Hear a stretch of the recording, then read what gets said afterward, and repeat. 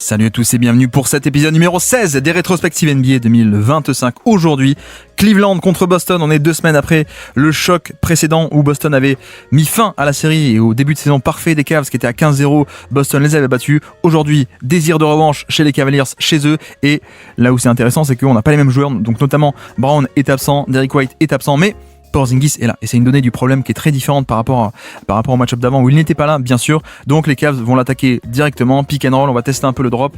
Il reste en drop, il recule, il reste en retrait par rapport au niveau de l'écran, il coulisse bien, il conteste le tir au panier. Donc cette fois-ci, victoire Boston sur la possession, mais clairement, on va sans doute tester un peu plus la défense de Porzingis, là où au contraire, Horford pouvait parfois switcher.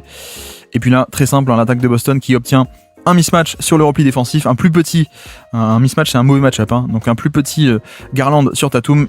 Il fait la bonne chose, il va jusque proche de la raquette, on l'enfonce, plutôt que prendre un pull-up un peu nul dans le périmètre, on va jusqu'au panier. Bon, c'est juste dommage qu'il n'y ait pas la finition à la fin, mais dans le process c'était quand même très cool et c'est comme ça qu'on aime voir Boston attaquer les mismatchs. Et puis là, un petit système, ça aussi c'est différent, il n'y a pas que la défense qui n'était pas là au match d'avant, il y avait aussi l'attaque de Porzingis. Donc là, écran de la part de Porzingis pour une sortie d'écran qui a l'air pour Sam Hauser. Le but est de voir si on peut pas switcher, sauf que pas de switch, donc dommage.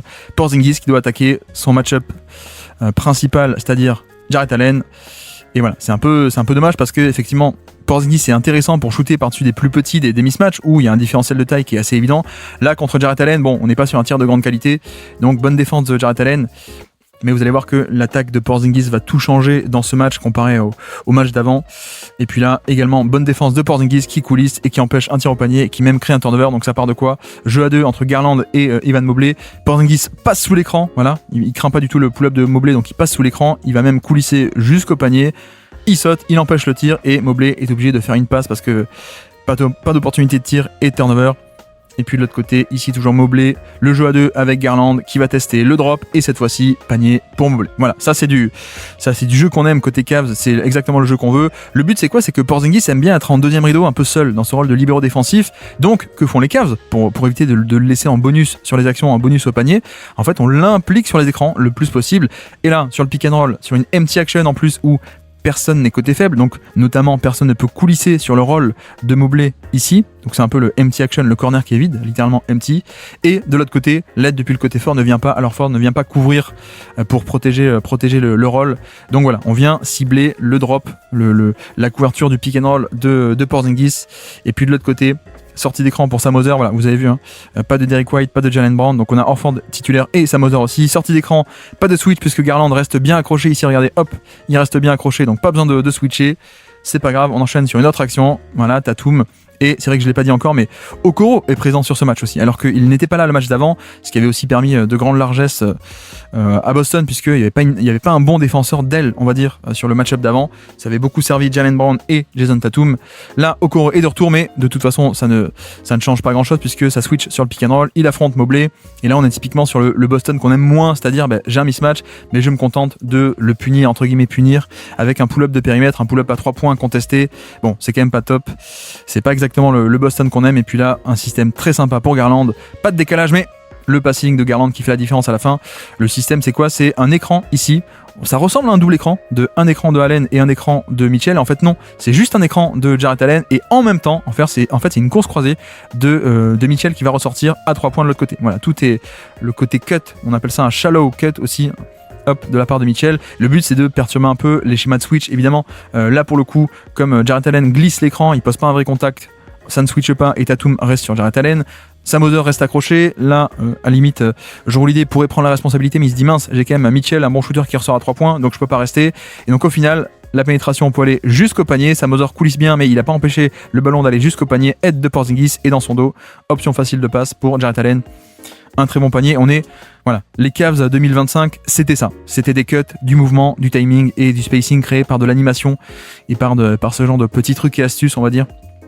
Et puis de l'autre côté, Mitchell qui drive au panier. Et on voit aussi la différence, c'est que certes, la défense de Okoro va faire du bien, mais regardez, on a aussi le fait que Horford défend Okoro et n'hésite pas à aider depuis le côté fort. Donc le côté fort, c'est le côté où est le ballon, évidemment.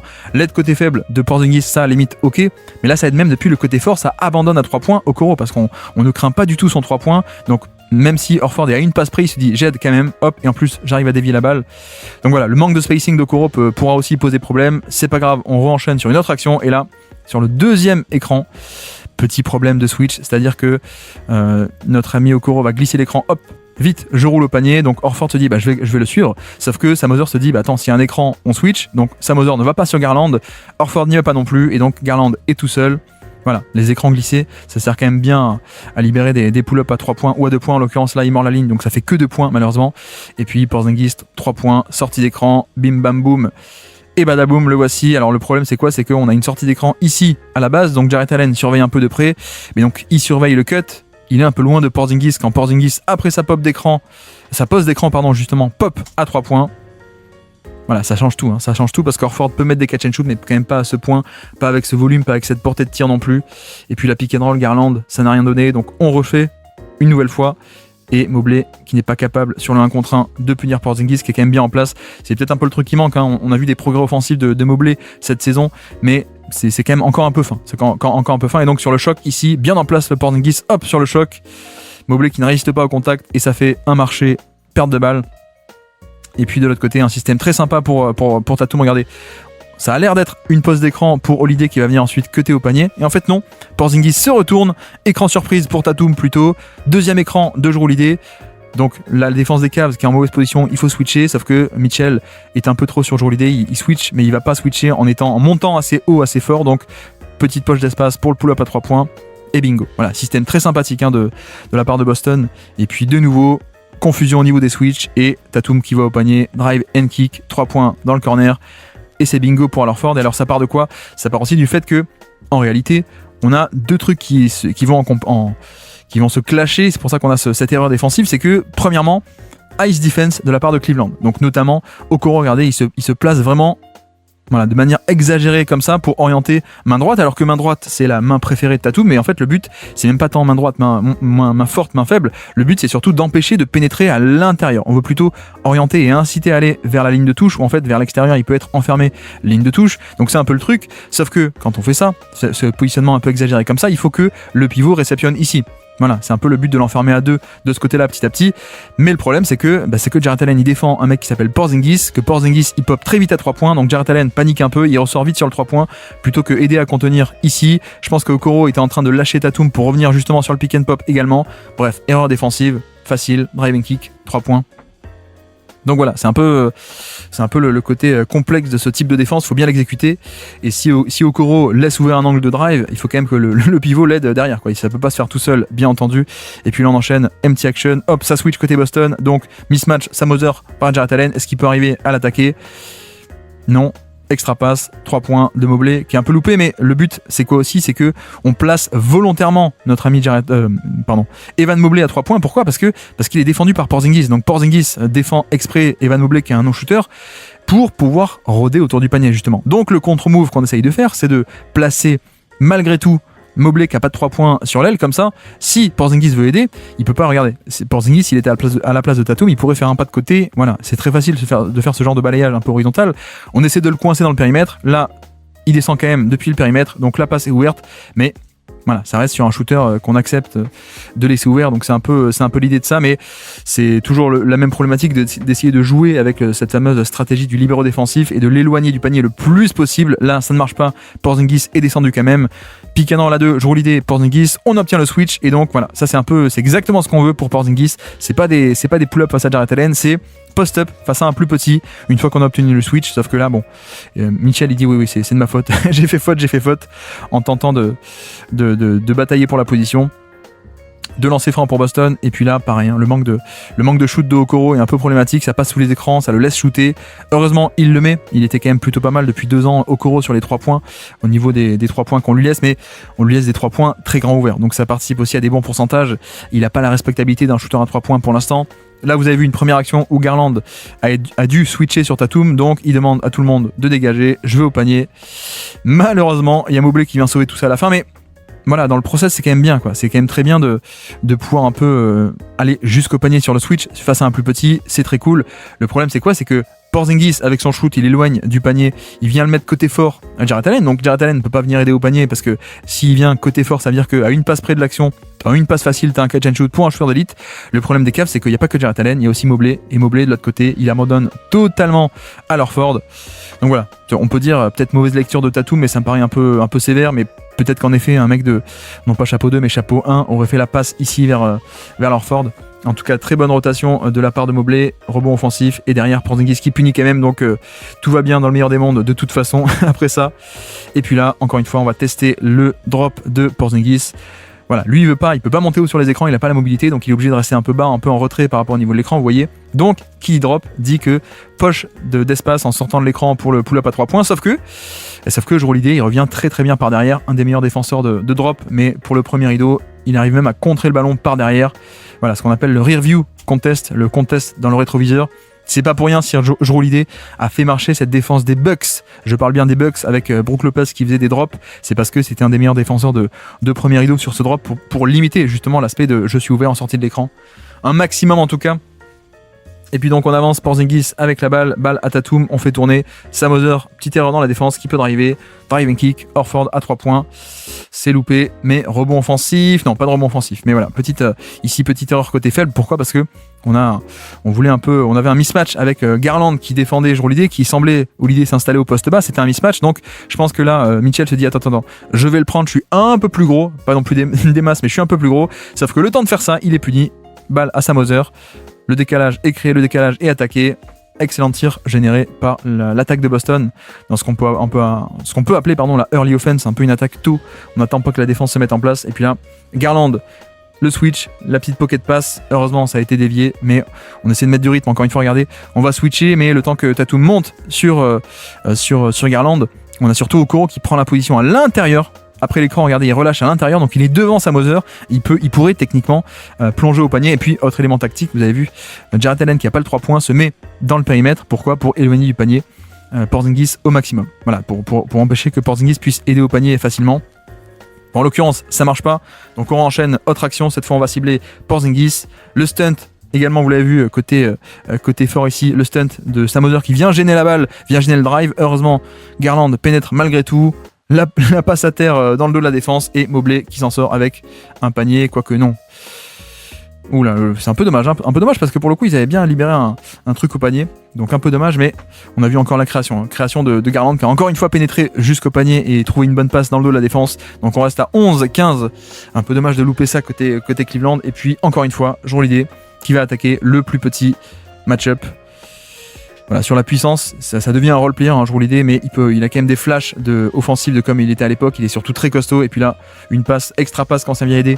Extra passe sur Porzingis qui punit à 2 points. On enchaîne, Cornet est sur le terrain. Et Luke Cornet, c'est un peu pareil. Cornet, c'est un mec qui préfère faire des drops. Il est plutôt à l'aise pour rester autour du panier. Défense d'élite autour du panier, d'ailleurs, Cornet, au passage. Mais bref, donc cette fois, pas de switch. Donc en sortie de l'écran, Cornet reste un peu bas. Et donc, personne ne peut contester ce pull-up à 3 points. Hop, de Garland, c'est parfait. 3 points dans la besace pour les amis des Cavs, et puis on part de l'autre côté, et cette fois Porzingis est défendu par Georges Niang, donc on lui donne la balle au poste bas, on dit vas-y, attaque et shoot par-dessus, c'est exactement ce qui est fait, et ça score. Voilà, ça c'est un peu les configurations où on aime bien Porzingis, c'est face à des défenseurs un peu plus petits. Bon, le tir est quand même un peu compliqué pour le coup, mais c'est son tir, on va dire, c'est son tir, et il est tellement grand qu'il relâche le ballon, malgré le contest, quand même bien au-dessus. Donc voilà, Porzingis change quand même et apporte de la diversité sur l'aspect de chasse au mismatch et de punir les 1 contre 1. Il apporte un peu cette diversité, pas que pull-up de périmètre, pas que drive de périmètre. On a aussi désormais un peu de post-up avec Porzingis. Et puis là de nouveau, Tatum qui obtient un plus petit et qui va jusqu'au panier. C'est cool, c'est très très cool. Pritchard qui amène Garland dans l'action. Pourquoi est-ce qu'on switch côté Cavs ? Vous allez dire parce que si les deux restent sur Tatum, ça veut dire que le poseur d'écran peut rouler tout seul, soit au panier, mais soit surtout pick and pop. Or, le pick and pop de Pritchard est dangereux, donc on veut pas, donc on switch. Mais le compromis, c'est qu'on laisse ça 1 contre 1. Et Tatum, cette fois, pas de pull-up, il va l'attaquer jusque dans la raquette. C'est très bien, c'est très très bien pour le coup. Voilà, panier à 2 mètres, pull-up à 2 mètres du panier, c'est très bien. Et puis là, une stagger action, avec une twirl option, pardon. Donc stagger, qu'est-ce que c'est ? Stagger, c'est 2 écrans loin du ballon. Hop, pour un joueur en sortie d'écran qui prend les 2. Et la twirl option du stagger, c'est je prends pas les 2, je coupe après un seul seulement. Et le premier poseur d'écran, Garland, revient et prend le 2e écran. C'est un peu l'idée. Bon, l'exécution est pas top ici, donc ça ne mène à rien. Mais heureusement, Georges Niang sur un écran glisse au panier et c'est là qu'on voit aussi la protection de panier, la très bonne protection de panier de Kornet. Ici, regardez, sur le pick and roll, on a Niang qui va glisser au panier dans le dos de Porzingis. Il prend la position là avec les mains et il sécurise bien la position. Hop, toi tu restes en haut et moi je glisse dans ton dos. Sauf que bonne aide de Kornet et la longueur au panier. Bonne défense de Boston ici. 22-21 sur cette fin de premier quart-temps. Et là, très simplement, le shoot d'élite de Georges Niang. Voilà, c'est très simple. Pick and roll ici, on va cibler Porzingis. Cette fois, ça va switcher. On switch. Donc Porzingis vient sur Garland. Le problème, c'est que c'est qu'on a toujours cette stratégie du 5 slot, c'est-à-dire le pivot qui se met dans le slot sur l'aile. Donc 5 pivot slot l'aile. Et quel est le but? C'est que Luke Kornet, qui est un bon protecteur de panier et qu'on aime bien utiliser lui aussi off-ball en rôdeur autour du panier, un peu libre de tout marquage, forcément si tu es coincé sur l'aile, tu peux pas redescendre facilement, ou si tu le fais comme ici, tu es puni parce que tu laisses un shooter ouvert sur l'aile. C'est parfait. Tout ceci est calculé, hein, c'est pas de l'improvisation, hein, ce côté placement de un tel ou un tel sur le terrain. Et puis là, côté Boston, Spain, pick and roll, mais qui ne va pas au bout, en tout cas pas en drive, et pull-up à 3 points de Tatum. Donc le Spain, vous connaissez, c'est un pick and roll ici classique avec un bonus, un back screen, ici un écran pour empêcher Mobley de reculer éventuellement sur le drop, donc l'écran de Sam Hauser, et à la fin, Sam Hauser qui ressort ensuite à 3 points en pick and pop. Sauf qu'ici, ça marche pas. Personne n'a switché sur l'action côté Cavs. On a gardé Caris LeVert qui reste bien accroché. Mobley reste en drop. Il recule. LeVert reste bien accroché. Donc, Tatum ne peut prendre que le pull-up à 3 points. Il n'y avait pas de ligne de drive non plus ici sur l'action. Donc, bonne défense ici des Cavs en ne switchant pas pour une fois. Et puis, en semi-transition ici, hop, on attaque avant que tout se mette en place. Et vous voyez qu'il n'y a pas d'aide au panier parce que Kornet est encore coincé en train de revenir dans le périmètre. Donc, ça attaque très tôt, très vite. C'est aussi à ça qu'on reconnaît les grands attaquants, c'est la lecture sur le terrain de tel ou tel positionnement. Et puis là, Mobley qui va attaquer frontalement Luke Kornet, mais encore une très très belle action de Luke Kornet défensivement. C'était secrètement un des meilleurs défenseurs de NBA, en tout cas sur le banc et sur la protection de panier. Ça, c'est à n'en pas douter. Belle longueur. C'est vrai qu'il en a pas l'air. Hein. Il fait pas très sexy comme joueur, pas hyper athlétique en tout cas, mais défense de haut niveau. Et puis là, vous voyez. Là encore, pick and roll entre petits avec Pritchard. Ça va switcher forcément, même si on veut pas, mais ça switch parce que sinon, regardez, il y a Pritchard qui s'échappe tout seul et Sam Merrill qui est en train de monter sur Tatum. Donc, il y aurait eu un pick and pop ouvert. Donc, Mobley revient vite. Hop, pas de pick and pop. Je viens, je compense. Voilà, le décalage a été anéanti. Et derrière, je coulisse très bien et je finis l'action. D'où l'intérêt de ce switch, surtout quand tu as un mec comme Mobley. Le truc un peu dommage, c'est pourquoi est-ce que là, quand il a Mobley sur lui, pourquoi est-ce que Pritchard ralentit pas et redonne pas la balle à Tatum qui est défendu par Sam Merrill? Ça aurait été plus intéressant d'attaquer ceci plutôt que d'attaquer le 1 contre 1 et d'attaquer Evan Mobley. Un peu dommage. Mais bref, 24-28, Cleveland, plus 4 en cette dernière possession du quart-temps. Double écran pour Mitchell. Ça switch. Voilà, il obtient Peyton Pritchard sur le premier écran. C'est parfait. Et donc, il peut attaquer ce mismatch. Je m'installe, lancer franc, pull-up. Malheureusement manqué, mais voilà, plutôt pas mal comme tir, plutôt pas mal. Et donc on attaque ce deuxième quart-temps avec Peyton Pritchard à la baguette. On obtient le switch facilement, vous avez vu. Porzingis qui amène Mobley sur l'action, ça switch, Caris LeVert qui va sur Porzingis. Et donc on te sert au poste haut une fois que tu as eu le switch. Et à toi de jouer, tu peux attaquer Caris LeVert qui est un bon défenseur mais plus petit. On va shooter par-dessus. Non, on lâche la balle vu qu'il n'y avait pas d'opportunité. Et bonne défense jusqu'au bout. Vraiment là pour le coup, top performance défensive, top défense, top possession, pardon, je trouve mes mots, top possession défensive de LeVert ici qui conteste très bien. Et surtout la clé avec un mec comme ça, c'est que il peut te shooter par-dessus, mais il peut pas te shooter par-dessus si tu es très agressif. C'était un peu une peste défensive, tu le colles très très fort, c'est un peu l'idée. C'est-à-dire que oui, techniquement il y a la taille, mais si tu le colles, si tu l'embêtes, il peut pas forcément s'élever par-dessus toi. C'est l'idée. Donc bonne défense sur Porzingis et ensuite sur le switch, bonne défense sur Holiday ensuite. Voilà. Donc bonne possession de la part de Caris LeVert ici, Caris le défenseur, et puis là juste Ty Jerome, j'allais dire Ty Lue, je confonds à chaque fois. Ty Jerome sur le terrain, il a accéléré en transition, donc il est déjà devant Sam Hauser, bon là c'est facile, petit flotteur. Voilà, Ty Jerome qui était en feu sur cette saison 2025, en tout cas jusqu'au playoff. Et puis là, Mitchell, double écran, kick out, 3 points, et Georges Niang. Voilà, la seconde unité des Cavs qui est quand même pas mal, un niveau shooting, spacing entre Ty Jerome, entre Georges Niang ou des mecs comme ça. 3 points, génial. Là, le fait est qu'on a un double écran, mais en fait, il en prend qu'un seul des écrans. Il prend un premier écran pour obtenir Peyton Pritchard sur switch, et en fait, il va pas attaquer le deuxième. Il repique directement à l'intérieur une fois qu'il a Pritchard. C'est ce qui est fait. Donc ça vient aider au panier parce qu'il a dépassé facilement Pritchard. Kick out facile, 3 points ouverts pour un shooter d'élite dans le corner. Et bingo, les Cavs qui repassent à plus 11 dans ce match. Désormais sortie d'écran pour Sam Hauser, vous avez vu ici démarre dans le corner, une stagger action, 2 écrans loin du ballon, stagger pour Sam Hauser qui sort, il enchaîne mais Mitchell est bien resté accroché, fin de tir, je drive au panier, et génial. C'est ce que j'aime bien chez Sam Hauser, c'est aussi ce qu'a développé, il est arrivé plus tôt en NBA, mais Duncan Robinson a développé ça petit à petit, le passing et le drive surtout. C'est vrai que c'est un peu crucial parce que là pour le coup, hop, fin de tir, j'élimine le mec qui était pourtant très proche niveau défensif, qui était resté accroché, j'attaque le panier. Et l'aide au panier n'est pas là aussi, pourquoi ? Parce que regardez, Mobley est dans le périmètre sur Al Horford, donc il est pas en deuxième rideau, donc forcément ça libère le cercle beaucoup plus facilement. Panier facile ici pour Boston, et puis Tatum de retour sur le terrain, pick and roll pour obtenir un switch, mais on l'a pas eu, donc on ressort. Okoro face à Tatum encore, 1 contre 1, Tatum va-t-il arriver à scorer face à Okoro ? Il le dépasse et il va au panier. Et en plus, il prend la faute. Donc c'est aussi bien, illustration de pourquoi c'est bien d'aller au panier. Ça crée quand même pas mal de bonnes choses plutôt que de prendre des mauvais pull-ups. Et puis de nouveau, je fais pause. C'est fait exprès, bien sûr, que encore une fois, Jarrett Allen soit coincé côté fort sur le pivot adverse, donc sur Al Horford. Là, il y a un peu un choix. Soit tu viens aider. Ici, tu coulisses, mais Al Horford est ouvert à 3 points dans le corner. Soit tu coulisses pas et l'aide en deuxième rideau. C'est soit Garland, soit le rookie Jalen Tyson, je crois, qui s'appelle, il me semble. Bref, l'aide au panier, c'est pas Jarrett Allen. Donc, les 1 contre 1 de Boston, d'accord, mais c'est des 1 contre 1 très méthodiques. On organise le terrain exprès pour ceci. Et puis là, Ty Jerome qui a obtenu un switch. Notre ami Tatum qui est pas censé être un mismatch, mais c'est pas grave. Ty Jerome, il est en feu. Voilà, je vais attaquer Tatum, il y a pas de problème. Le style herky jerky tout en feinte et tout en nuance. Hop, crossover, je dépasse Tatum, je vais au panier, je prends la faute de Drew Peterson, lancer franc. Ty Jerome était en feu. Et puis Tatum de l'autre côté, cette fois, on va attaquer Garland, on obtient le switch, c'est fait, et je l'attaque. J'enfonce au poste bas, en tout cas, je vais essayer. J'enfonce, le plus proche du panier possible. C'est manqué, c'est un peu dommage. Pour le coup, c'est un peu dommage de manquer ce tir-là. Et est-ce qu'il n'y aurait pas eu moyen d'aller complètement jusqu'au panier ? Mais bon, je préfère ça qu'un pull-up, un step back à 3 points contesté. Pour le coup, on est quand même un peu plus proche du panier. Donc, panier un peu plus probable. Donc, c'est génial. Et puis là, juste Garland, le pick and roll entre petits avec Ty Jerome. Et là, c'est un peu choisi ton poison. Hein. Côté Boston, c'est soit Drew Peterson. Je ne sais même pas si vous le connaissez, Drew Peterson, qui est pas un bon défenseur, qui est juste un shooter qui a fait une dizaine de matchs à Boston.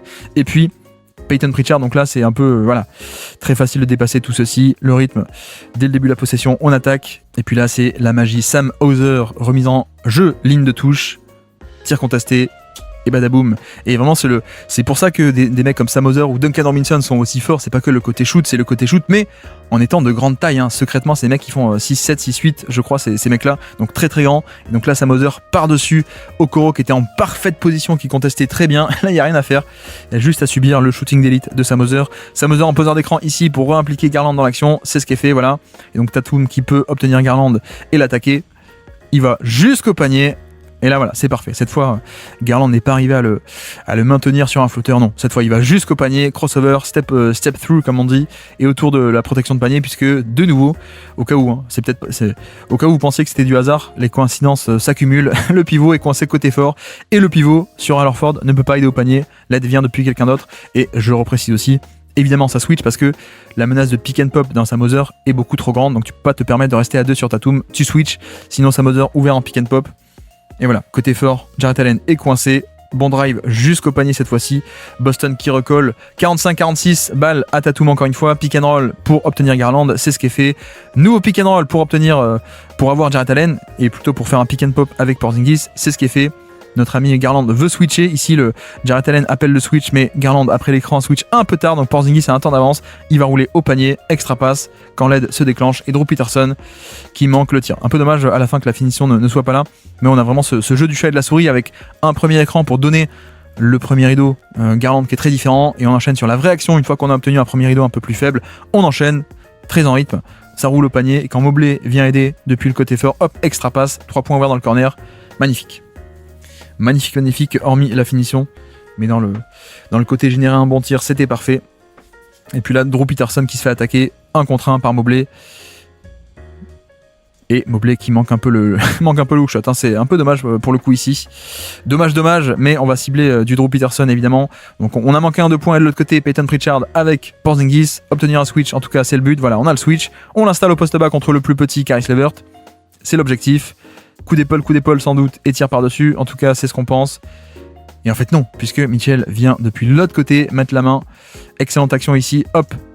Et c'est vrai que Porzingis peut faire des passes très impressionnantes, mais il n'a pas non plus ce côté passeur cérébral et d'élite pour le coup.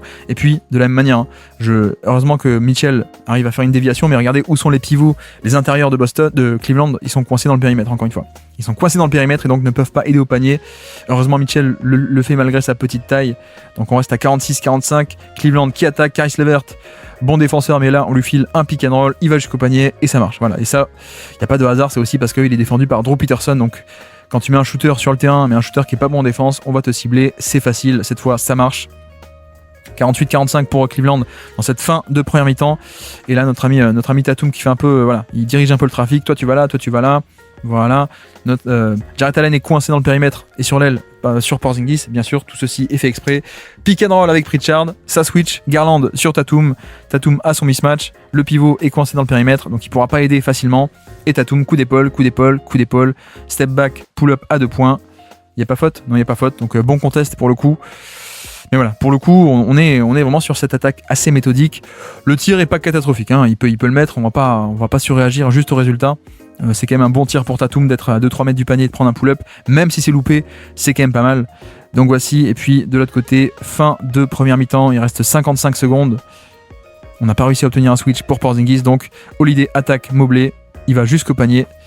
Et voilà, c'est là où on voit un peu les restes, on va dire, c'est un peu méchant, mais les restes de Jrue Holiday, hein, qui est aujourd'hui un connecteur avec un usage et un volume de responsabilité très très faible. C'est plus du tout un créateur, mais voilà, sur des fins de possession, parfois de temps en temps, sur le bon mismatch, donc en l'occurrence un Mobley qui est très long mais un peu fin, il peut attaquer et on voit un peu les restes de ce qu'était le porteur de balle très puissant de l'époque des Bucks et des Pelicans et des Sixers, même à l'époque, au tout début de sa carrière. Et puis là, Garland qui va au panier, mais bonne défense de Jrue Holiday. Alors Holiday à la base et sur Mitchell, pick and roll entre les deux stars. Voilà, on obtient Pritchard sur Mitchell. Donc ok, Mitchell se dit cool, je vais pouvoir attaquer, mais en fait c'est pas un vrai 1 contre 1 puisque directement on a Jrue Holiday qui dézone et qui vient un peu boucher l'espace ici pour empêcher justement ce 1 contre 1 et pour empêcher que Pritchard se fasse punir. Et donc quand il revient sur le close-out, il revient sur Garland. Garland a un peu un temps d'avance, mais Jrue Holiday revient aussi très très bien. Hop, c'est parfait. Et c'est vrai que là, n'importe quel autre défenseur, je pense, ou en tout cas on va dire 80% du reste des défenseurs NBA se serait fait avoir sur le close-out, ici se jeter sur le retour, le close-out, et Garland aurait fait la différence, mais c'est pas n'importe qui, c'est Jrue Holiday qui revient bien en position malgré le temps de retard. 47-51, dernière balle pour Boston ici, face à Jarrett Allen, il a obtenu le bon mismatch pour Boston, et puis le pull-up contre le switch, ça vous connaissez, c'est-à-dire que le pull-up à 3 points est utilisé comme contre-move au milieu du switch où Jarrett Allen est en train de passer la responsabilité de Tatum à Garland. Là, à ce moment-là, Tatum n'est plus à Jarrett Allen, mais il n'est pas encore totalement à Garland, pardon. Donc, il y a un mini-temps assez ambigu dans lequel on peut dégainer le pull-up à 3 points, c'est ce qui est fait. Et puis là, pareil, première action de la deuxième mi-temps, pardon, si la réalisation veut bien nous montrer. On est ici sur un switch, alors je pense même que c'est une zone, non c'est pas une zone, c'est pas encore la zone, je crois que la zone vient après, mais bref, switch, ça monte pas assez haut, le petit pull-up à 3 points au milieu du switch, c'est parfait, cette fois on le met, 52-51 pour Boston qui reprend la main sur ce début de deuxième mi-temps, et cette fois, en parlant de pull-up à 3 points, Mitchell lui répond très simplement, on va attaquer le drop de Porzingis qui reste en retrait par rapport au niveau de l'écran, il peut pas faire plus, il peut pas monter, il est pas mobile, il peut pas switcher, donc il reste en retrait, ce qui veut dire que le pull-up à 3 points est ouvert. Bingo, Mitchell 3 points, 54-52, ça reste tout de même très serré dans ce match pour l'instant. Petit système pour amener dans l'action Garland, voilà, Tatum obtient Garland, donc on le fait travailler en défense. Nouvel écran, cette fois c'est Jarrett Allen qui va sur Tatum, sauf que Tatum rend la balle assez vite. Et le but était de punir un peu le dézonage de Mobley. Je pense que là, c'était la passe pour punir éventuellement si Mobley avait dézoné, mais bon, en même temps, pas tant que ça. On revient. Et cette fois, une fois qu'on a le switch, vous avez vu, ce n'est plus Garland. Mais que s'est-il passé? Que s'est-il passé sur l'action pour qu'on ait plus Garland? En fait, voilà, Garland est sur Tatum, Garland va finir sur Porzingis sur cet écran, mais Okoro veille au grain et dit attends, je vais te kick out. Moi, je prends Porzingis, je suis un peu plus grand et je te kick out ailleurs, un kick out switch. Voilà, c'est fait comme ça. Et comme ça, on a un peu minimisé le mismatch. Ça reste quand même un petit, hein, mais c'est un petit un peu plus grand, un peu plus long et qui arrive à gêner un peu plus Porzingis en shootant par-dessus. Donc voilà, quand on fait un switch, toujours garder en tête que ça ne se passe pas que sur le ballon. Il y a aussi pas mal de choses à faire en deuxième rideau. Protéger un mismatch, faire la protection de panier, le rebond, les box-out, etc. Le switch, c'est pas que au niveau du ballon. Et d'ailleurs là, on attaque encore une fois le drop de Porzingis. Ici même, vous voyez que, hop, Garland qui déboule dans la raquette parce que Porzingis est assez bas. et le cut avec un positionnement ici de Jarrett Allen qui est fait exprès en tête de raquette. Ça, c'est un classique aussi de Kenny Atkinson. Et quand Tatum vient aider sur le drive, directement ça cut dans le dos et le très bon passing de Garland pour finir. Ça, c'est un de mes systèmes sans doute préférés de Atkinson. Snyder aussi, Quinn Snyder le fait aussi beaucoup du côté d'Atlanta, de mettre un pivot ici dans tête de raquette, comme ça quand ça vient aider sur le drive, le cut est très court en fait. C'est l'intérêt, c'est que le cut est très très court, donc il n'y a pas le temps pour la défense de réagir, c'est pas un cut qui vient depuis le périmètre qu'on voit venir, qu'on a le temps de voir venir, de contrer, etc. Là, le fait est que c'est vraiment, ça se joue sur 2 mètres, quoi, sur à peine 2 mètres, 4 mètres carrés on va dire. Et donc panier facile pour Jarrett Allen ici, 58-54. Pick and roll pour obtenir un switch, mais on l'a pas eu, vous avez vu, Mitchell qui se bat, donc pas de switch ici, donc pas de mismatch. Et puis on enchaîne de l'autre côté avec un reverse pin down.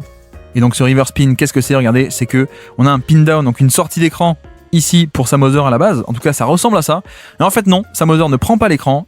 Il redescend et il pose un écran inversé, un pin down inversé, où c'est plutôt l'écran pour Al Horford qui est ouvert à 3 points. Petit élément surprise qui fait partie de l'attaque de Boston, qui d'ailleurs à l'époque était un classique de Rick Adelman à l'époque, non pas David Adelman, le coach Thunder, mais son papa, notamment Kevin Love, qui profitait beaucoup de ce genre d'écran inversé de la part de Kevin Martin aussi. Voilà, le petit jeu à 2, un peu vintage, il y a plus de 10 ans maintenant pour le coup. Mais ce reverse pin, ça vient un peu de là à la base. Et puis là, Tatum face à Mobley sur un switch.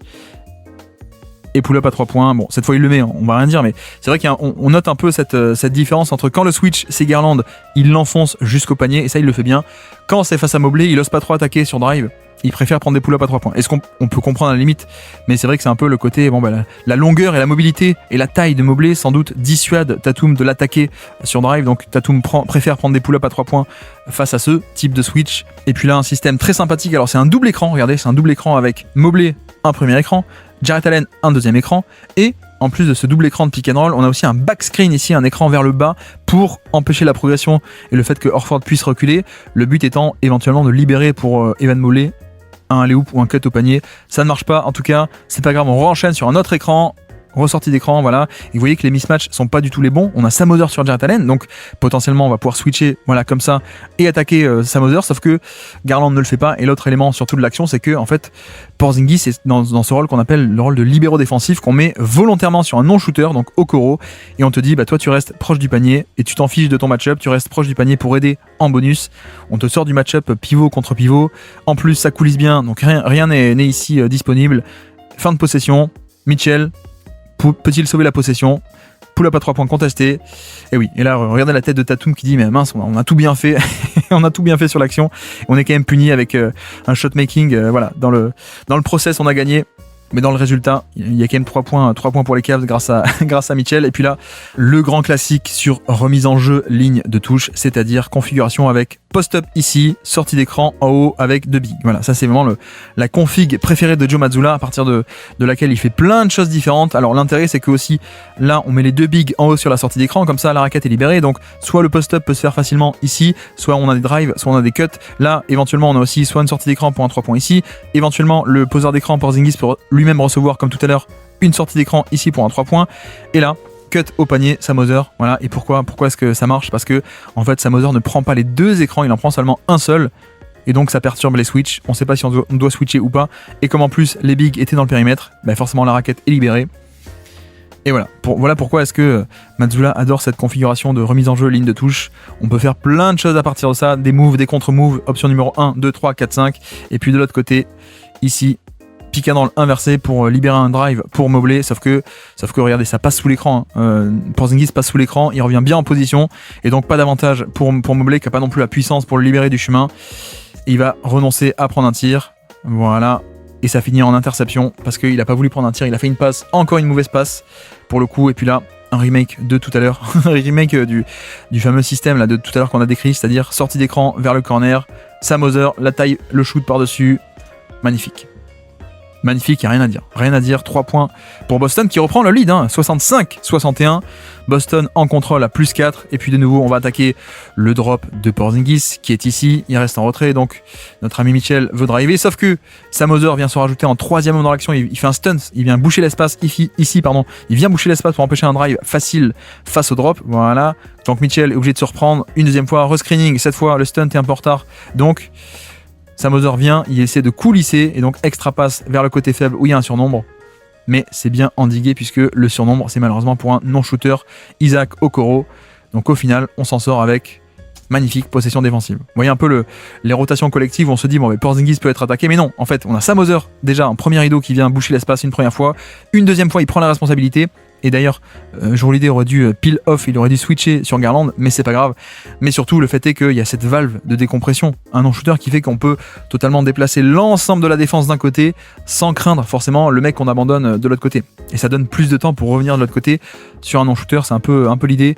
Et puis là, Garland à la baguette, on va faire un double écran ici pour Garland, mais vous allez voir, Boston ne va pas switcher, on ne switche pas, on reste accroché. Tatum ici ne switche pas, surtout que l'écran est glissé, donc pour éviter que Jarrett Allen parte seul au panier, hop, je le suis, pas de switch, et donc Garland qui va devoir affronter Sam Hauser qui tient bien. Vous avez vu que Sam Hauser, grâce à sa taille, ça coulisse bien, mais surtout ça conteste bien, ça barre la route. Pull-up à 2 points de Garland qui ne rentre pas. C'est parfait. Et aussi pourquoi ? Parce que regardez, on met Tatum sur le pivot, comme ça, bon ben Porzingis est sur Mobley, mais surtout on a notre ami Al Horford qui cette fois c'est lui dans le rôle de safety qui abandonne totalement Okoro, vous le voyez. Donc c'est ce côté mélanger un peu les match-up et permettre un peu au big de rôder dans la raquette. C'est l'idée, la raquette est bouchée. Donc pull-up à 2 points seulement. Et puis cette fois c'est Mitchell qui va enfin réussir à aller au panier, cette fois-ci sur un drive. Cette fois le stunt ici en premier rideau n'est pas fait, pas assez agressivement, donc personne n'arrête Mitchell qui arrive dans la raquette et jusque dans la raquette, hop, flotteur facile. Voilà, d'où l'intérêt dans cette NBA actuelle de faire des stunts, de boucher la tête de raquette et de stopper le drive le plus tôt possible parce que une fois que tu y es, on peut attaquer le positionnement un peu bas de Porzingis sur un flotteur. Et puis la pick and roll, on a obtenu un premier switch ici, Garland qui est sur Sam Hauser, hop, qui va sur Tatum. Deuxième écran pour ce qu'on veut, c'est-à-dire Garland sur Porzingis. Alors Garland va batailler un peu pour éviter qu'on ait un mismatch et que Porzingis puisse scorer facilement.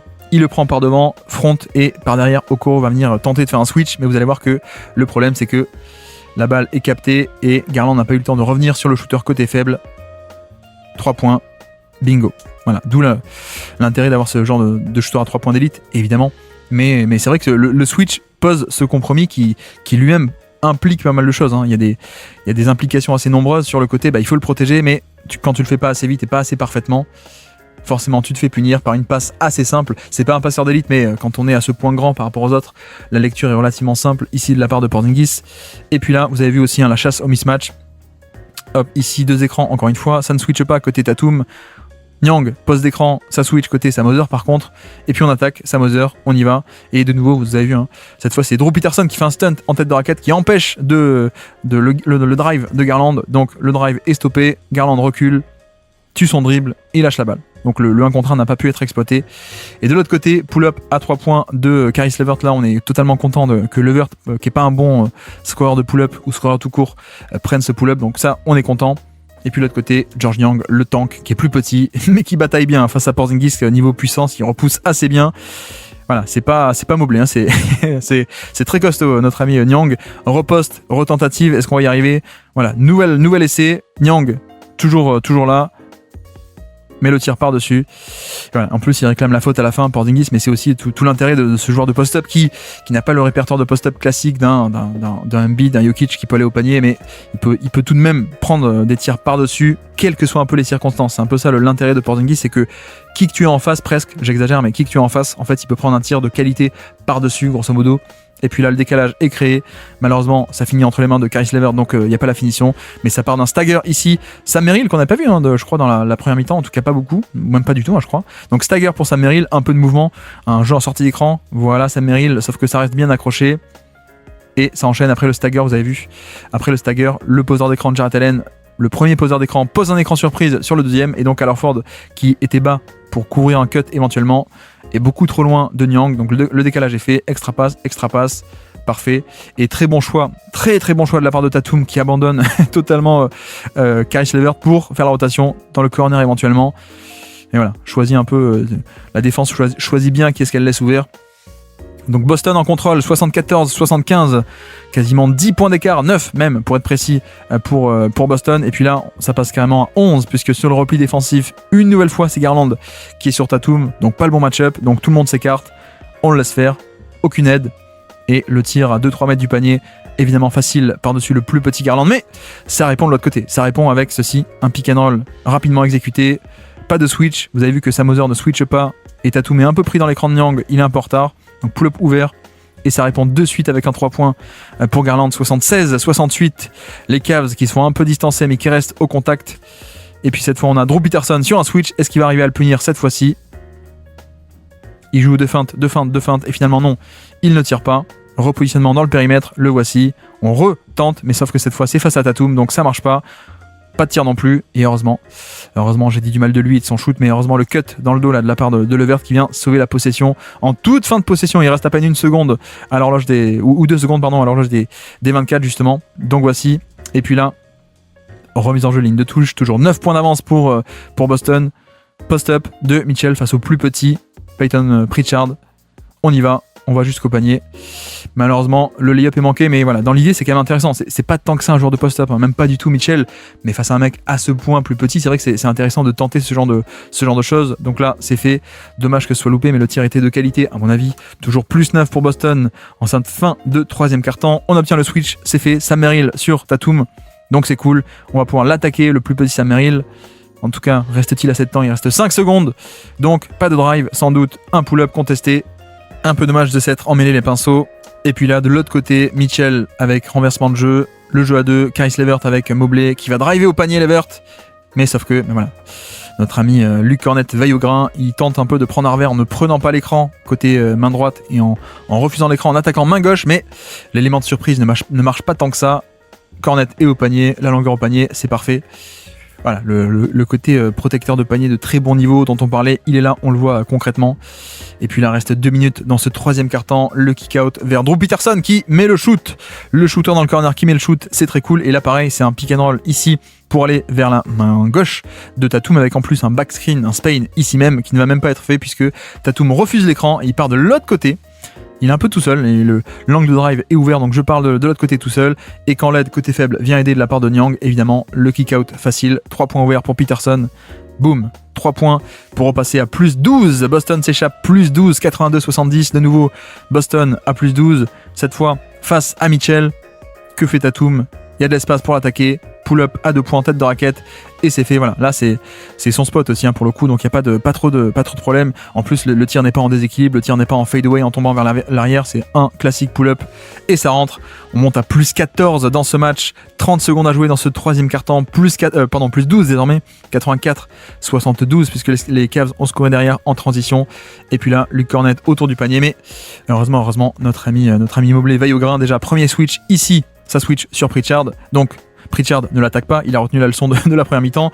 Off-ball, vous avez vu que Sam Merrill sur le grand Luke Cornett, on va annuler ce mismatch grâce à un kick-out switch. Encore une fois, George Niang qui dit attends, va-t'en, je te kick-out, moi je prends Cornett et toi je te kick-out ailleurs. C'est ce qui est fait, donc là, mismatch annulé. George Niang face à Cornett, le cut dans le dos de Mobley. Heureusement, il réagit juste à temps pour venir contester, empêcher le premier tir et contester le deuxième. C'est parfait. Heureusement qu'il y a ce volume off-ball de Mobley, hein, c'est pas pour rien que c'est un excellentissime défenseur. Il a été élu Boy d'ailleurs, je ne sais plus, je me perds dans tous ces trophées. Mais bref, Mitchell, ici, pick and roll. Hop, on va chercher à la fois Pritchard et Drew Peterson. Pas de switch, c'est pas grave, juste crossover, j'attaque directement Peyton Pritchard, je vais au panier, et là il y a un contre 2 avec Cornett qui doit gérer dans le dos le cut et le drive qui arrive. Et il gère parfaitement. Je pense que Mitchell s'est dit je vais pouvoir peut-être scorer facilement, pas besoin de faire la passe. Sauf que la contestation est magnifique, hein. La verticalité, on l'oublie, hein, mais il est quand même très très grand et très très long. Et en plus, il a une technique impeccable. Regardez le petit saut d'appui, regardez les appuis là. Petit saut d'appui pour sauter en même temps. Hop, la verticalité, bien droit, pas de faute. Et je contre le dunk carrément avec la main. Magnifique action, protection de panier de Luke Cornett. Et puis on avance ici, sortie d'écran pour Sam Merrill, un peu plus d'espace. Peterson pris dans l'écran. Et c'est loupé. Un peu dommage que ça soit loupé parce que pour le coup, ça a apporté un peu de variété, hein, ce côté shoot en sortie d'écran qu'on n'avait pas vu depuis le début. Donc dommage. Rebond récupéré par Boston qui est toujours à plus 12 dans ce match, 4e quart-temps. On se rapproche de la fin et Boston tient peut-être sa victoire à plus 12 points. Pritchard à la baguette, sortie d'écran ici côté faible pour Porzingis, mais les Cavs se font pas avoir, hein, à la fois Niang qui sort assez haut et Mobley qui suit également. Donc pas 3 points faciles. Porzingis, fin de possession, il reste 5 secondes. Pritchard, que va-t-il faire face à Mobley? On peut pas, on installe au poste bas. Après le switch, on installe au poste bas Porzingis face à Ty Jerome, mais il reste 2,5 secondes, hein, à l'horloge. Donc là, il n'y a pas le temps. il n'y a pas le temps du tout, il n'y a pas le temps, et perte de balle. Donc bonne défense de la part des Cavs ici. Ty Jerome de retour sur le terrain, l'homme ambidextre qui fait un pick and roll vers la droite, je drop off la passe. Voilà, on va cibler le drop et vous voyez que c'est pas juste un pick and roll classique. Porzingis est aussi préoccupé parce qu'on a un vrai, cette fois c'est pas un cut, c'est un vrai écran posé par un backscreen posé par Mitchell pour l'empêcher de reculer justement. Donc là forcément vrai 1 contre 2 sur l'écran, personne peut stopper Ty Jerome qui déboule dans la raquette et puis ensuite passe facile pour un petit flotteur. Donc 2 points, les Cavs qui recollent à moins 10, à peine moins 10. Ici, petit switch, vous l'avez vu. Switch, premier switch ici. Ty Jerome qui dit attends, mais moi je suis petit, tiens, je te file Porzingis, moi je suis trop petit. Sauf qu'il dit ça, il dit ça à Sam Merrill. Donc bon, c'est pas forcément mieux. Et Sam Merrill qui doit défendre Porzingis. Faute ou pas faute? Non, pas faute. Il y a peut-être un peu de contact pour le coup, mais bon, on va passer là-dessus. Donc toujours plus 10 pour Boston. Ici, jour l'idée aux commandes. Et puis côté faible, hop, on va essayer d'installer au poste bas Porzingis, le voici face à Ty Jerome après un switch, step back, pull-up 2 points, et c'est loupé. Bon, c'est un peu dommage, mais pour le coup, c'est exactement le tir qu'on veut face à un mismatch, donc pas grand-chose à dire, juste, bah oui, tu peux pas les mettre à 100% ces tirs-là. N'oubliez jamais qu'on peut pas, même les tirs ouverts, on peut pas les mettre à 100%, ils sont même à 40 ou 50% les tirs ouverts, donc voici. Et là, le drive, ça fait du bien, un petit drive de la part de Mobley avec cette sortie d'écran où Porzingis attend très bas par rapport à Mobley ici. Donc, quand Mobley attaque, il y a de l'espace, le mouvement, le petit bump et le flotteur avec le toucher par-dessus et les longs bras. 76, on recolle à moins 8 côté Cleveland, reste 9 minutes dans ce dernier quart-temps. Le switch, Ty Jerome qui va sur Payton Pritchard, qui veut l'attaquer, qui l'attaque, qui le dépasse, qui va au panier. Voilà, ça c'est assez limpide. On voit bien les qualités de Pritchard qui est aussi très petit, donc il joue très proche du sol et l'accélération est quand même assez folle. Ici, là, le changement de rythme, je sais pas si vous avez vu ici une première fois, crossover, il attaque et puis là, hop, je ralentis et je réaccélère, hop, ici même. Magnifique, cette punition de 1 contre 1. 86-78, toujours Pritchard qui attaque cette fois directement. Ty Jerome, il va au panier. Et voilà, 2 drives d'affilée pour 2 paniers faciles pour Payton Pritchard qui fait une grande saison offensive. Excellent porteur de balle dans son rôle. Et puis là, par contre, en défense, c'est un peu plus compliqué. Donc switch automatique sur le pick and roll. Mitchell, Ty Jerome et juste, t'es plus petit. Step back à 3 points par-dessus ta tête. Et je le mets, tant mieux. 3 points dans la besace pour les Cavs. De l'autre côté, on continue la même stratégie, le switch ici, Ty Jerome sur Porzingis, voilà, et on va donner la balle à Porzingis, plein cœur de la raquette face au plus petit Ty Jerome. Le tir est là, mais la faute est là surtout aussi. Donc 2 lancers francs pour Porzingis. Boston revient à plus 10, 90-80. Sortie d'écran de Sam Merrill qui joue quand même beaucoup plus dans cette deuxième mi-temps, vous le voyez. Et 2 lancers francs sur cette sortie d'écran. Donc zoom action, un écran, un dribble and off. Sam Merrill qui récupère la balle ici même, ça ne switche pas. Évidemment, ça switche pas parce que Porzingis reste en retrait, donc un peu d'espace. Drew Peterson reste accroché, mais Sam Merrill a l'avantage. Il drive, il passe sous le panier à Mobley. Belle feinte pour faire un peu sauter, faire quitter ses appuis à Porzingis. Et 2 lancers francs. Donc voici, Mobley en met un seul, donc 81 pardon, plus 9. Et puis vous voyez cette fois on est pareil. Pick and roll. Ty Jerome qui switch sur, j'arrête pas de vouloir dire Ty Lue, je suis désolé, c'est pour ça que je bug à chaque fois. Donc George Niang qui annule le mismatch, hop, kick out, switch, on annule. Et vous avez vu qu'en plus il est agressif, George Niang il est bien agressif, je te repousse, je t'empêche de prendre la position, voilà, t'auras pas du tout ton mismatch et t'auras même pas la position dans la raquette. Et donc on est forcé d'attaquer le switch ailleurs, et donc on est forcé de passer par Payton Pritchard qui attaque le grand Mobley. Sur le drive, il s'était fait avoir, mais là sur le pull-up à 3 points contesté en plus, un pull-up à 3 points contesté, mais shot-making de la part de Pritchard qui est en feu dans ce 4e quart-temps. Après 2 drives, voici un pull-up à 3 points, et puis de nouveau, même stratégie, le pick and roll de Mitchell avec un poseur d'écran, c'est pas pour Pritchard, c'est pour Sam Hauser, et il arrive lancé, c'est aussi la clé, pardon, j'ai pas dit, mais il arrive bien lancé, ce qui fait que l'écran est posé très haut, il arrive à pleine vitesse, et donc le changement de direction ici, hop, crée d'autant plus de séparation. Vous voyez que Sam Hauser est très loin, pull-up à 3 points ouvert, et bingo, encore un 3 points. Il faut bien ce genre de tir primé pour commencer à revenir de plus en plus dans le match. Pritchard obtient son switch avec Mobley.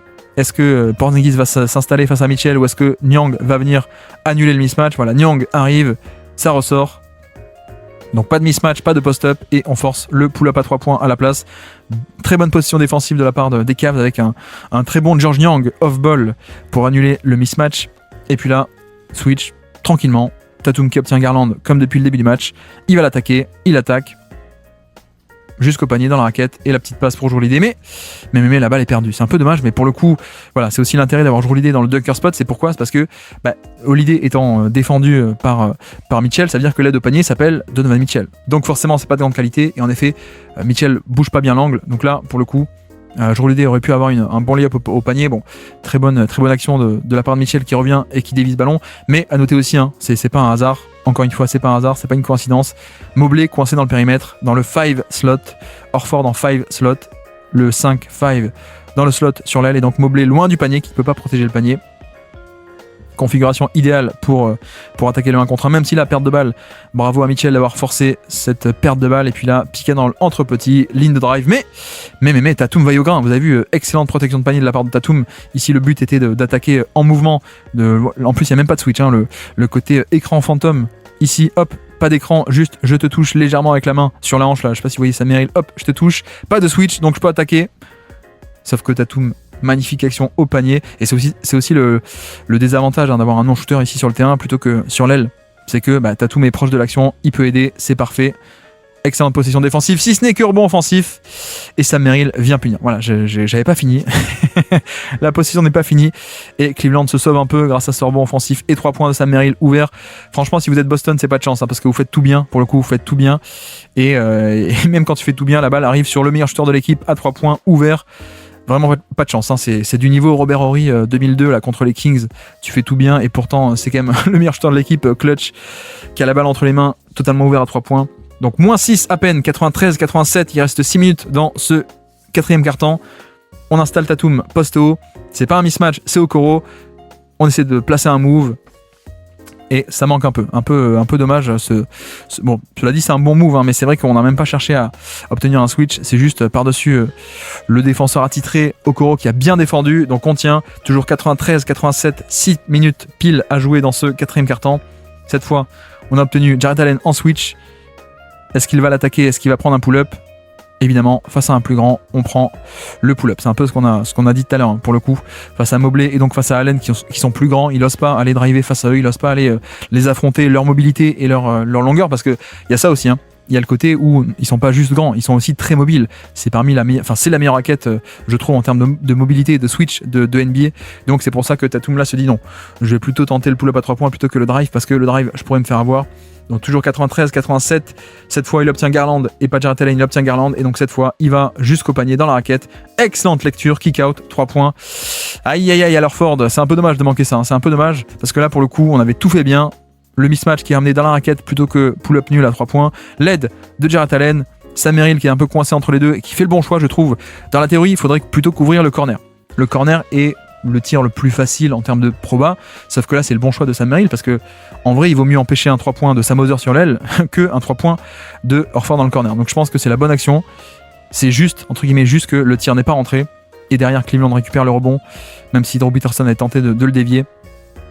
Et là, voilà, là c'est pas de chance. Alors Ford manque un 3 points ouvert. Alors Ford défend ici contre Okoro et il fait exprès de l'abandonner pour aider sur le drive. Bonne lecture, bonne passe. Tu veux donner ce tir-là, tu veux le donner. C'est juste que ça rentre. Et donc ça recolle à 93-90. Les Cavs qui reviennent totalement au contact. Switch de nouveau, Tatum face à Garland. Qu'est-ce qu'il va faire ? On attaque. On va dans la raquette, lancer franc. Pull-up, c'est parfait. Voilà, ça c'est bien. C'est pas un pull-up à 3 points contesté, c'est un tir plus proche du panier face à un plus petit. Franchement, c'est cool. C'est très très cool. C'est pas un lay-up, c'est pas des lancers francs, mais on s'en contente largement. C'est le tir de Tatum. Les stars ont quand même bien le droit de prendre des longs 2. Faut arrêter de croire que les analytics, c'est la révolution du 3 points, c'est 0 mi-distance. Non. Les stars ont toujours pris des mi-distances. Et là, hop, post-up et la faute. Énorme action ici. Donc switch sur le pick and roll avec Jarrett Allen qui récupère Peyton Pritchard, il va s'installer au poste bas. Heureusement, Sam Hauser sur le deuxième écran récupère Jarrett Allen, donc c'est un peu moins un mismatch, ok, mais ça reste un mismatch. C'est quand même moins pire, on va dire, que le petit Peyton Pritchard, mais c'est quand même un mismatch. Faute et en plus le panier. Donc les Cavs, encore une action à 3 points. 95-92, on est seulement à 2 points d'écart désormais, il reste 3 minutes et quelques dans ce match. Le switch, voilà, piqué dans l'entre-petit, on obtient un Garland, Tatum qui dit dégagez, je vais l'attaquer. De nouveau, c'est pas un secret, c'est pas un hasard. On a Jarrett Allen coincé sur l'aile sur Porzingis et son shoot, donc il va pas oser aider, il pourra pas être au panier. Et donc l'aide au panier, regardez, c'est encore une fois, c'est Mitchell, donc c'est pas de qualité. Tatum pénètre sur son spot, 2 mètres du panier, et encore une fois, il met le pull-up.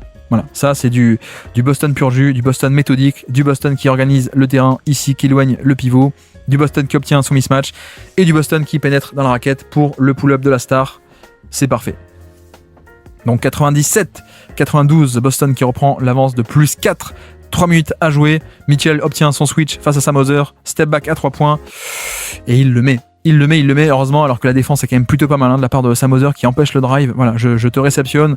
Là aussi, peut-être une opportunité loupée de passer vers Okoro qui est devant Joliet, peut-être, vous voyez là, ici, mais en même temps, on a l'aide au panier qui aurait été là, donc ça n'aurait peut-être pas servi. Juste du shot making, j'arrive plus à parler du shot making, articulons un peu, de la part de Mitchell, donc 3 points énormes, 97-95 ici. Et puis Joliet qui va attaquer, ça ressort Pritchard. Bonne défense de switch là de Jarrett Allen qui arrête le close-out, qui barre la route, qui reste devant, aide en plus depuis le côté faible, depuis pour Mobley qui vient combler l'angle ici même. Bonne ressortie de balle, 3 points ouverts dans le corner pour Alorford, et c'est une nouvelle fois manqué. 2 tirs à 3 points dans le corner loupés par Alorford, et à la base ça part du fait que on veut plus switcher. Vous avez vu, il s'est fait avoir 2 fois Garland sur pull-up à 2 points, donc cette fois on ne switche pas, on fait un 2 contre 1, mais c'est un peu ça qui va provoquer la débandade dans la défense. Il faut ensuite arriver à compenser, et en l'occurrence ça défend très très bien, et juste, entre guillemets juste, Horford qui manque un deuxième corner à 3 points ouvert. Cleveland récupère la balle, Boston récupère la balle, faute ils ont dit, de Jarrett Allen sur le rebond, donc 97-95, de nouveau pick and roll, que vont-ils faire? Prise à 2 une nouvelle fois, et donc pick and pop ouvert ici pour Pritchard. Voilà un peu pourquoi est-ce que ça switch automatiquement depuis le début, c'est que 2 sur le ballon, le poseur d'écran est tout seul, donc belle passe, sauf que derrière, le tir est un peu précipité, et c'est dommage qu'il ait pas cherché à tirer profit de cet avantage, parce que regardez, ici il est tout seul, donc là soit tu viens fixer la défense, tu viens fixer Mobley et tu ressors sur Alorford, soit tu pénètres ici et tu ressors côté faible, dans un peu ce côté surnombre que tu as obtenu, et là il fait rien de tout ça, juste il prend le tir un peu lointain, c'est dommage, même très lointain. Aïe, opportunité loupée, heureusement rebond offensif derrière, et panier. Voilà, on parlait un peu de tout à l'heure, ils avaient été chanceux les Cavs, là ils sont un peu malchanceux sur ce rebond offensif-ci. Belle lecture, Joliet tout seul sous le panier. 2 points pour Boston, 99-95, 2 minutes 20 à jouer dans ce match. On est dans le money time. On va cibler Porzingis, et vous avez vu que déjà, première chose, Porzingis est sur Okoro, donc Porzingis ne défend pas un pivot, il est sur le petit non-shooter. Pourquoi? Pour être en libéro défensif. Mais donc les Cavs disent non, on va pas te laisser seul en libéro défensif, on t'implique sur l'action. En plus, pas de drop, il va monter au niveau de l'écran, mais Garland arrive à libérer le ballon par-dessus, et donc là, surnombre à exploiter. Et excellent connecteur que ce Isaac Okoro, très bonne lecture, extra passe, 3 points. Vraiment là c'est la possession rêvée, j'ai envie de dire, puisque le contre-move, on te laisse pas être en libéro défensif, on t'implique sur l'action, donc pas de protection de panier, et t'es obligé d'être un peu ciblé on-ball, la passe par-dessus, et Okoro surtout qui est un excellent connecteur, qui est un excellent passeur, il a pas de shoot mais c'est un excellent connecteur, qui fait la bonne lecture, il voit que Tatum est sur lui, il voit qu'Horford coulisse depuis le corner, bonne lecture, extra passe, 3 points pour le meilleur shooter de l'équipe sur le terrain, en tout cas à ce moment-là, c'est Mitchell, 3 points pour revenir à 99-98, 1 point d'écart à peine, cette fois-ci, de nouveau, pick and roll et pas de switch. Garland, on le protège, on fait une prise à 2, mais ensuite, faut la protéger. C'est ce qui est fait. Garland revient sur Pritchard, voilà. Donc en fait, c'est un espèce de hard edge and recover. Hard edge, ici, je monte haut, je gêne un peu le porteur de balle et je recover. Voilà. Faut dire que l'écran est pas très bien exécuté, il n'y a pas d'écran, il n'y a pas de contact, il n'y a pas de... Même Tatum n'a pas cherché à attaquer très vite. Et post-up de Pritchard face à Garland, proche du panier, ça fait 2 points. Il y a quand même cet avantage, mine de rien. C'est un mec très puissant, très petit, mais très compact. Donc, excellent 2 points. Mais de l'autre côté, il est en feu. Il est en feu, le Mitchell. Il est en feu, il refuse l'écran qui part vers la droite, qui implique encore une fois Porzingis. Il refuse cet écran. Donc là, Porzingis attend du mauvais côté. Joliet se fait avoir. Il avait déjà quitté ses appuis là pour traverser l'écran. Il était déjà, il est en l'air déjà. Donc le crossover, timing parfait. Pull-up à 3 points ouvert. Bingo. Égalisation 101 partout avec 1 minute 30 à jouer. De nouveau, Tatum qui va chercher à avoir la balle, le voici, piqué dans avec Porzingis pour obtenir un switch, c'est fait. Voilà, cette fois Jarrett Allen va sur Tatum, nouvel écran cette fois pour obtenir Garland qui monte haut, et le switch est forcé parce que en effet on n'a pas envie de laisser le pick and pop, donc Jarrett Allen va ressortir ici sur Pritchard, donc Boston a enfin réussi à re-obtenir Garland qui défend Tatum, donc Tatum pénètre jusqu'au panier, Et je crois que non, il n'y a pas de faute, il n'y a pas de faute du tout. C'est dommage pour le coup, mais voilà, bonne action puisqu'on a obtenu le joueur qu'on voulait et on va jusqu'au panier. Mais bonne contestation de Okoro pour le coup, qui vient un peu altérer ce tir et sauver l'action parce que sinon ça aurait fait 2 points faciles pour Boston.